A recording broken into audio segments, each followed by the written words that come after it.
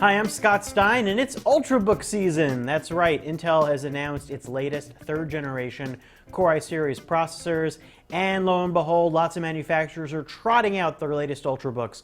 In fact, a lot of manufacturers that hadn't made ultrabooks before are introducing them now, such as Sony, who has debuted the Vaio T. Now, does this look familiar? It should. In fact, it looks a bit like a Vaio S or a Vaio Z. This has been around for a while. This is last year's Sony Vaio Z, and it's their top-of-the-line, super lightweight, super fast laptop, and quite expensive too.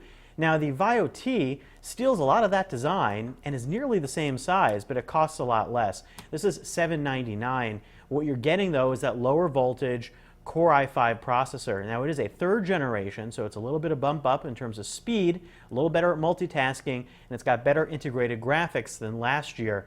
What's also interesting about these new ultrabooks is that instead of an SSD storage, which is fast but limited in capacity, you're getting a 500 gigabyte hybrid hard drive here. Now what that means is you're getting 32 gigabyte SSD in addition to the 500 gigabyte hard drive, which provides some faster speeds and access.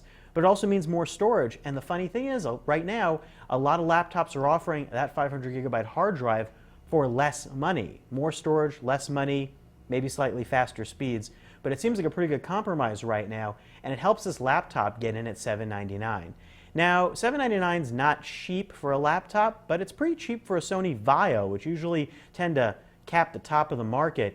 It's also the entry price last year for the Sony Vaio S. Now here's where it gets a bit tricky, because Sony makes thin laptops. Now some companies have never made a really thin laptop, and an ultrabook is their chance to show off. Now, in this instance, this is pretty similar in size to an S as well, and the S has got an optical drive, DVD drive, and sometimes it's got integrated and dedicated graphics, and okay, it's getting pretty confusing now, right? That's the whole thing. This line is getting a little bit confusing. What you're getting here is no optical drive. You're getting that Core i5, the 500 gigabyte hard drive, integrated graphics, and it's pretty portable. 3.4 pounds, thicker than a MacBook Air, but about the same size. And it's a pretty nice system. Good battery life, but this keyboard is really shallow. I mean really shallow. It almost looks like it's been painted on, and it's not backlit. Now, that's sort of the same as the Vaio Z's keyboard, so if you've seen that before, you've seen it here now. And the trackpad, however, is a lot bigger on the T, so that's nice. I'm Scott Stein, and that's a look at Sony's new ultrabook.